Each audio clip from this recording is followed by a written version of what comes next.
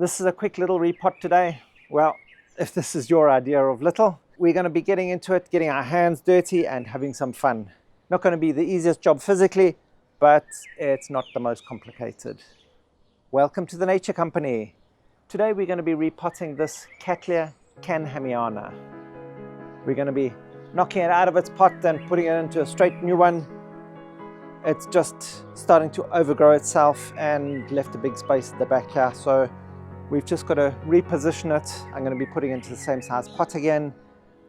I don't really need any more, so I'm going to be trying to put the whole plant back into another pot of this original size. If this is the kind of video that interests you, hit that subscribe button down below if you haven't already, and that notification bell to be notified of all our upcoming content so you don't miss out on a thing. As I said, today we're going to be repotting this Cattleya Orchids. It's going to be a quick, easy repot. Well, quick, yes, easy, maybe not, but uncomplicated is probably a better word. We're just going to be doing a really basic repot with this. We're going to be repotting it in exactly the same media as it came from because we have such great success with it. So there's pointless in changing something if it's not broken. So let's get straight down to it.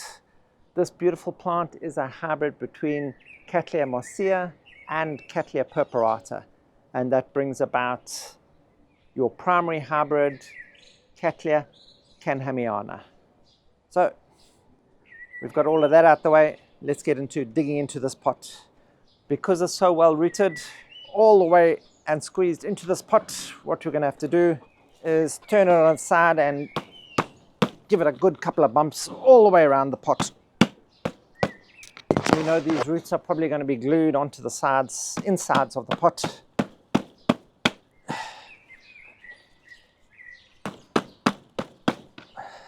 So we'll just try and make sure the media and everything else is as loose as possible, just to try and make the lifting out a bit easier.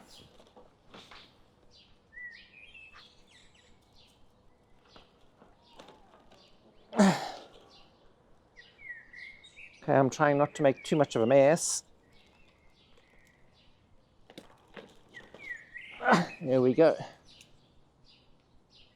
Try not to put too much strain on your plant. If you're doing it on the ground, it's easier because then you can turn it on its side and pull it out sideways. That way you're not putting as much stress on the plant itself. But here I'm doing it on the table to show you. So we just gently lift it up.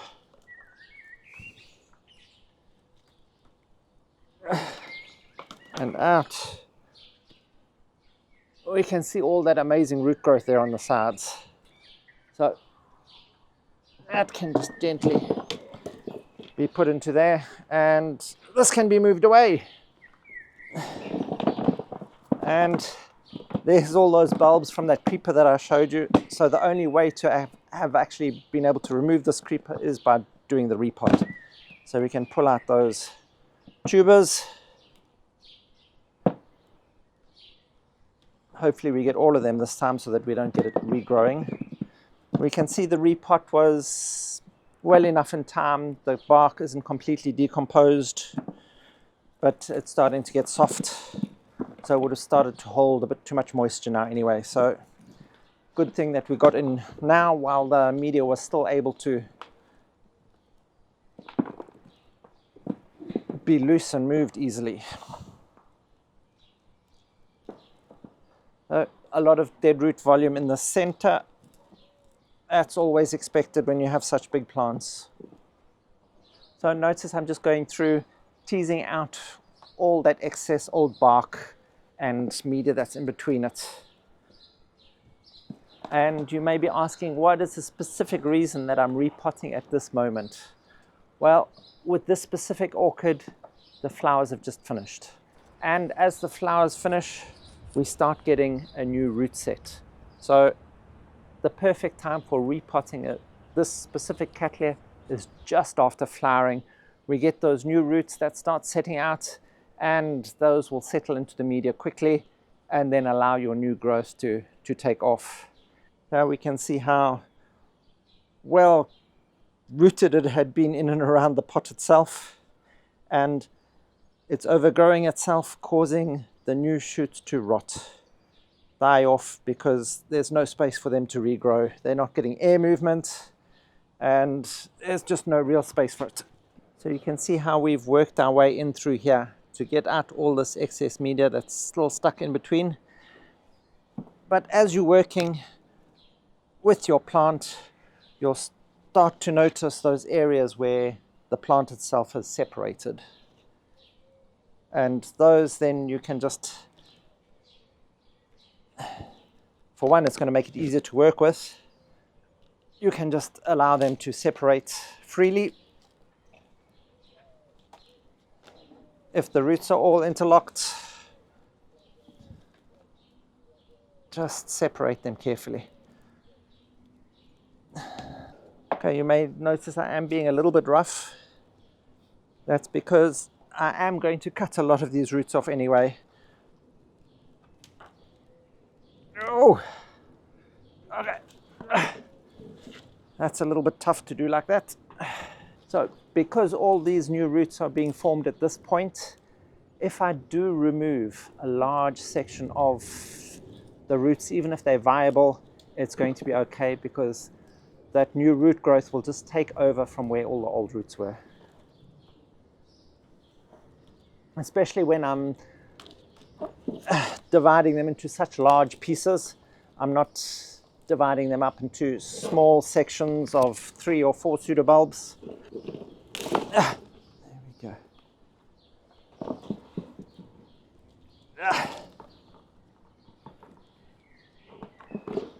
So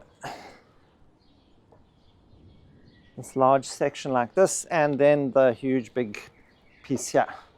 All I'm going to do now is make sure I clean out properly through all of the roots.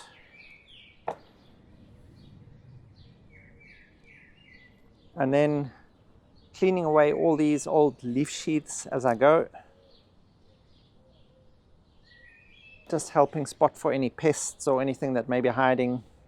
Also, by providing light to those new little buds and bud points, those will help set them off and sort of give them the encouragement that they need to start elongating and growing. And here's another piece where the rhizome has, the old rhizome there has sort of rotten or died off in between, so leaving this piece loose. So we'll just remove that as well. Just make it easier to clean up, and then also we can help find all those broken roots so they can all be removed and any damaged parts taken off to help reduce any chance of rotting or bacterial or fungal infection that may get in.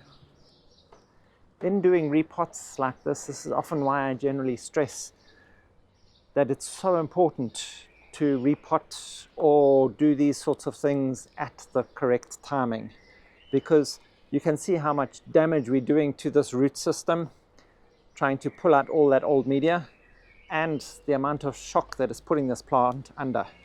So if there's no roots, new roots coming, the plant can be in that shocked state for a long period of time, and it can slowly go backwards and in severe cases not recover. With large plants like this, generally they will recover, but you don't want to put it to the test. And anyway, the faster the recovery, the sooner you'll get your flowers again. So always best to do it at the correct time. Some people like to go in immediately with their secateurs and go in and start chopping out root volume even before they removed all the media. That's okay too, but I just like to try and remove all that media first so I can see what I'm dealing with and see where's the best places to remove what is damaged. Also, a good thing to remember is that the older roots are always going to be more likely the ones that are going to be dead and rotten or damaged in the repot, and those older roots are always attached to the initial parts, the older parts of your plant. And if you can get to those first and start removing those older roots, it also opens up the space so you can see what's happening elsewhere. Okay, now I'm just plucking with my fingers, removing any of those excess old and damaged roots. Most of them are just damaged now. So I can have those all removed. If I go in with the secateurs now, I'll just end up cutting a lot of the roots that I want to keep. So this way I can just pull out the individual roots as I see fit.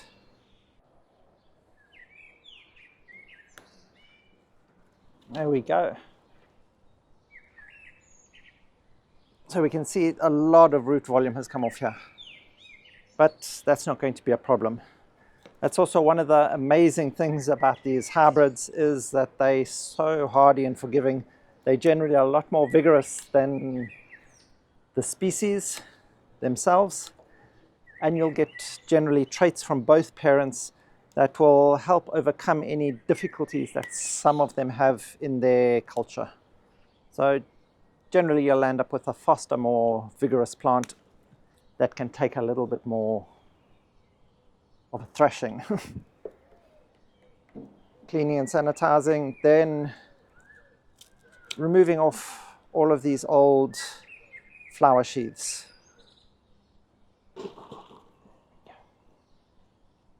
Right at the base, just cutting them off. Here's an old sheath that actually didn't produce any flowers in it, so that too we'll just break out.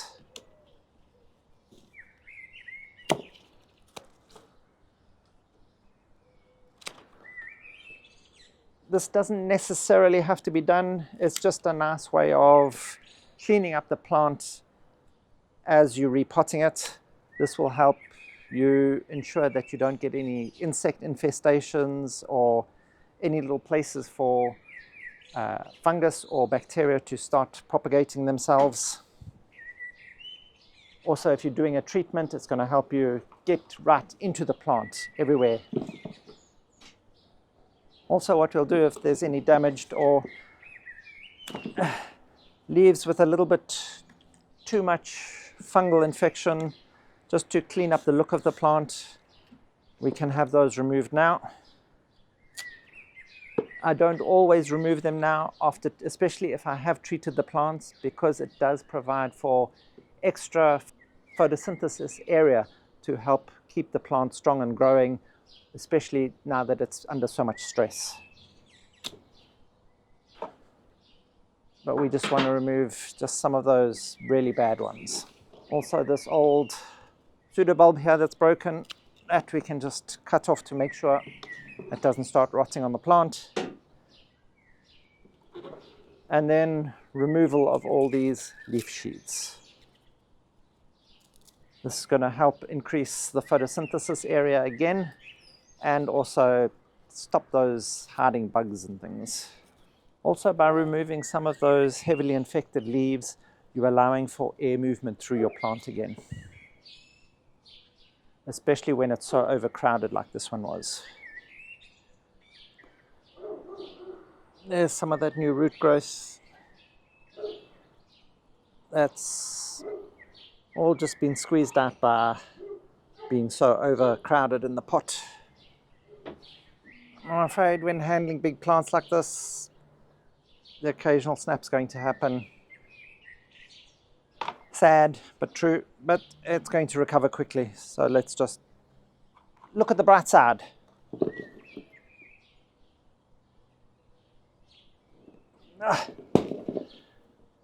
Okay.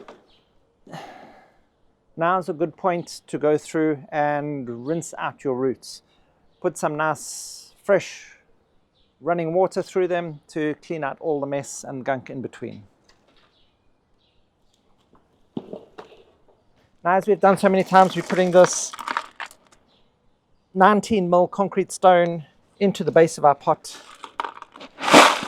It's approximately 1/3 of the depth of the plot at the bottom.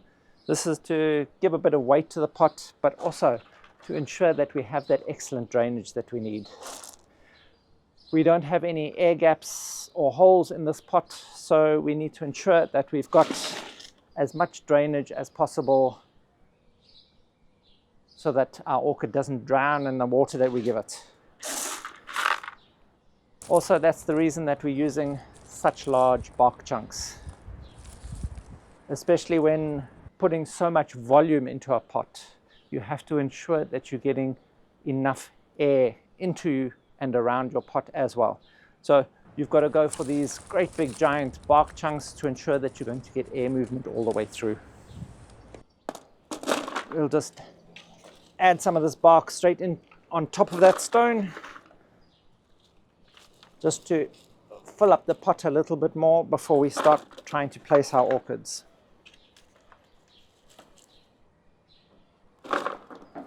Also, you want your bark to be as uniform size as possible, because as soon as you start mixing big sizes with small sizes, the small sizes then start to fill up those gaps in between your big pieces of bark. And then that stops the air movement, it helps hold moisture for longer. So you want to try and keep just using the similar size bark chunks to keep those air gaps open.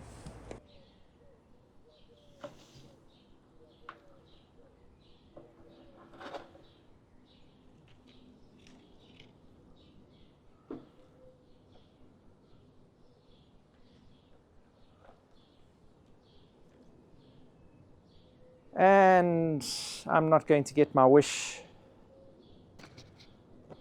We're not going to fit this all back into one pot, because then all we're doing is compounding the problem again. Our pot is already completely filled up,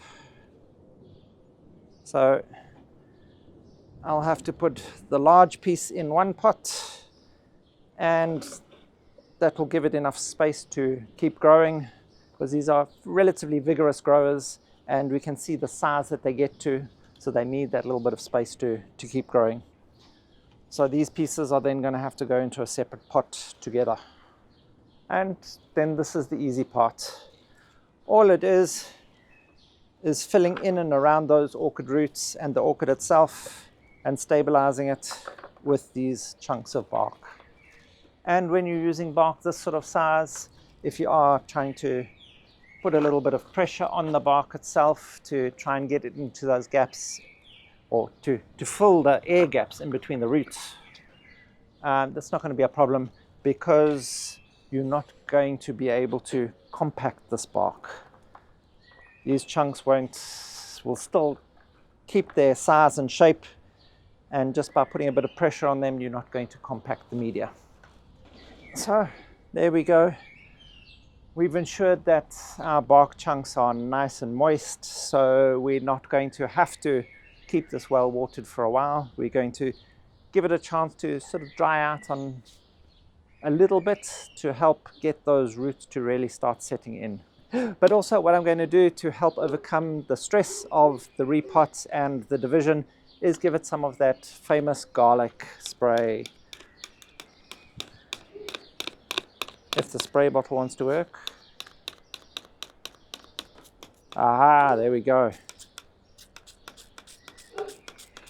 So we're going to give it some of that famous garlic spray. This is going to help avoid any of those insects. It will act as a pesticide for those soft-bodied insects that may be on here at the moment, and also act as a deterrent in the future.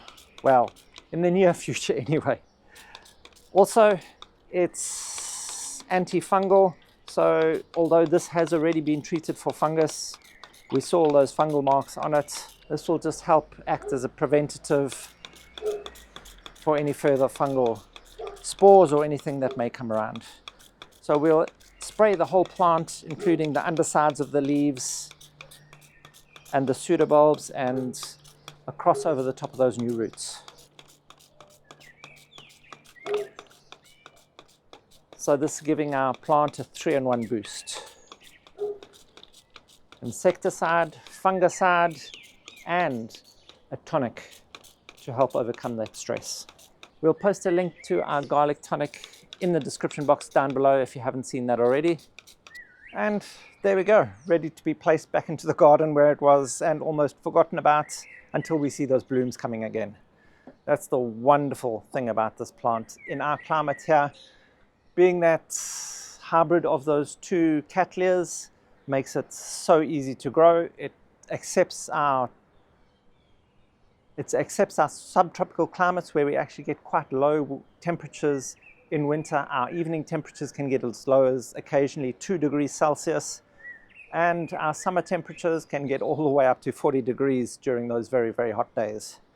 And in the position that we have this in, with nice bright shade, it just grows like a bomb. If you're looking for a spectacular hassle-free talking point in the garden, then Cattleya Canhamiana variation Corulia or Corulia. Corulia. Anyway, Cattleya Canhamiana variation Corulia. And the funny thing is, although it's such an old hybrid, I don't see many people with this any longer. So if you have this too, drop us a comment in the box below and tell us how easy you find it to grow. And if you have any other orchid related queries, don't forget to check out that Buy Me a Coffee link down below. Ed posts up a lot of orchid related content there all the time. And if you found any of our content helpful in your orchid journey and would like to show appreciation, you can buy us a coffee down there too. And don't forget, you can also sign up, become a member, and grow like a pro. Thank you for watching. If you found any of this information helpful, please hit that like button, hit that subscribe button down below, and that notification bell, bing bong, to be notified of all our upcoming content so you don't miss out on a thing. Help us grow as we help your orchids grow.